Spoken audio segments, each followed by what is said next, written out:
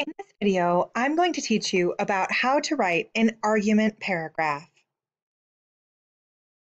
Writing an argument paragraph is not a difficult task as long as you don't panic and plan your writing well.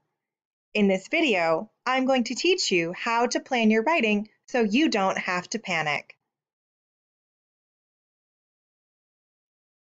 The first thing you have to do is get some ideas.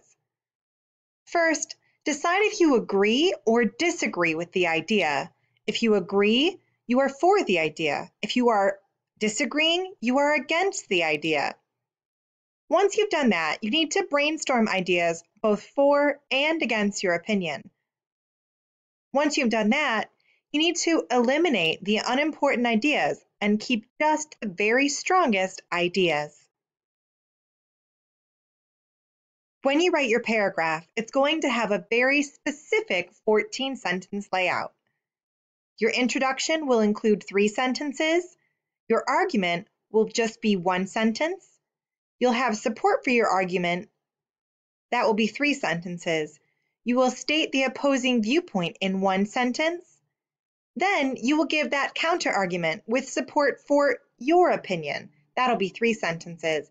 And you will finish up with a 2-sentence conclusion. In the introduction, you will include 1 sentence that agrees with or is for the topic, 1 sentence that disagrees with or is against the topic, and then 1 thesis statement that states your opinion on the topic. This will help show the reader that your opinion is part of a larger conversation about the topic. Then you will move on to your argument. First, you'll give 1 sentence that states your position on the topic. Then you'll give support, 3 sentences that give details, examples, and support for your argument. That's why it's so important to choose the very strongest ideas when completing your brainstorming.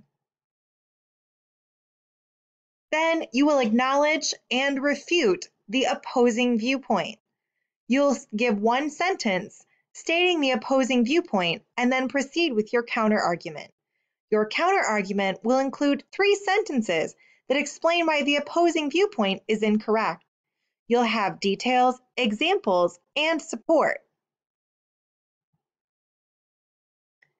Then you will move on to your conclusion. Your conclusion will include 1 sentence that rephrases the question and summarizes your position on the issue. It will then include 1 more sentence that summarizes your main argument and looks to the future. The sentence that looks to the future will say what will happen if your viewpoint does not win out in the end. Now that we've taken a look at the paragraph layout, you are ready to move on to brainstorming, outlining, and writing your own argument paragraph.